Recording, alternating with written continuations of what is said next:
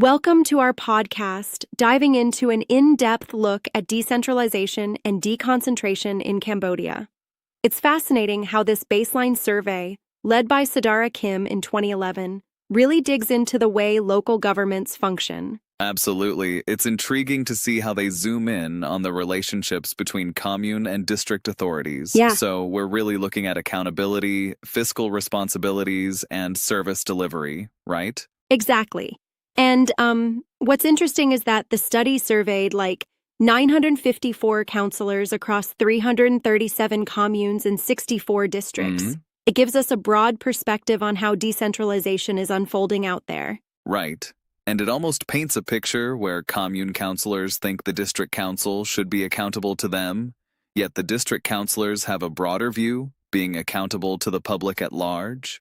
Kind of a clash in expectations, don't you think? Yeah, it's really a layered dynamic. The survey points out this divergence with accountability Indeed. perceptions. One group wants more direct oversight from the district, while the district seems to be grappling with its own challenges. And speaking of challenges, there's a significant part about fiscal issues. District councils seem to be, under-resourced and lack the financial autonomy they need. Yes, exactly. Even though 88% of commune councillors say they have financial power as per the law, in reality, the district councils don't have the budgets or tax authority. It's almost like they're legislatively granted some power, but practically, they remain financially constrained. This shows a real disconnect between what's written and what's actually experienced on the ground. And let's not forget how this ties into unified administration. The findings indicate a lot of, I'd say, unclarity, right?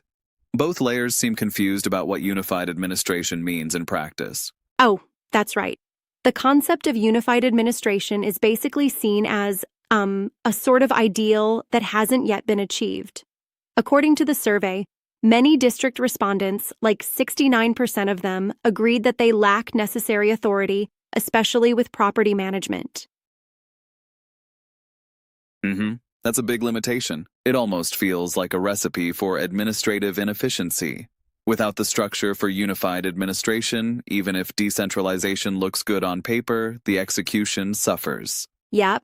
In terms of on-the-ground impact, this issue of clarity and resources really hampers effective service delivery. Yes, absolutely. And when communication is restricted mostly to security issues post the 2009 elections, you can see how the collaborative spirit is dampened. That's a good point. The communication improvements, although noted since those elections, are still, largely limited. The lack of open information sharing, especially concerning policy and administrative decisions, keeps the divisions stark. And another interesting angle is gender perception. It's really encouraging to see that female councillors, despite only making up about 16%, are viewed as just as capable as their male counterparts. Yeah, that relatively positive view is quite promising. True, it speaks volumes about the evolving role of women in local governance and how, they're increasingly recognized for their abilities. But, do you think that percentage, being only 16%, is enough progress to call it a balanced representation? I appreciate that question. I mean, 16% shows progress, but also highlights the imbalance. We should critically consider if this is a sign of potential or just an early phase play in a longer journey. Yeah, couldn't agree more. The numbers might reflect growing acceptance, but they still leave a lot of room for improvement in gender parity. Absolutely.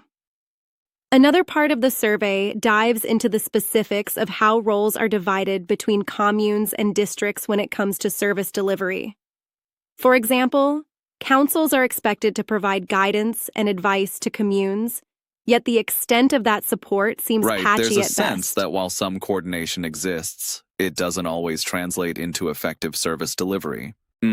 Because if you have unclear responsibilities, it's like trying to sail a ship with no proper map. You might be moving, but you're not sure where you're headed. Exactly. And then there's the issue of capacity building. The survey rated how capacity has grown since the 2009 elections, but it tips in favor of male officials. Yes, that point seems especially problematic if we're aiming for truly inclusive growth. Now, here's where I have a question. Isn't it a bit concerning that, despite recognition of female capability, capacity building still seems gender-skewed? Shouldn't reforms address this discrepancy? That's a valid concern. It's, like having a well-intentioned plan that doesn't fully account for actual implementation challenges. Yes, absolutely. While the study shows positive perceptions towards female leadership, the on-ground capacity building hasn't quite caught up yet. And beyond capacity, there's also the matter of role clarity and service delivery between the two layers.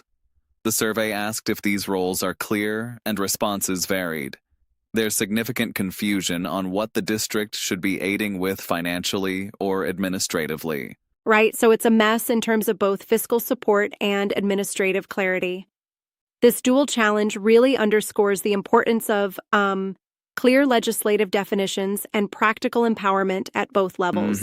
Clarity and resource allocation, two must-haves for efficiency. I was also impressed by how the survey touches on communication barriers. Even if interactions have improved in some respects, the lack of regular, open information sharing seems like a perennial issue. Yeah, exactly. The survey suggests that while there are some improvements since the 2009 elections, the ongoing communication is still largely reserved.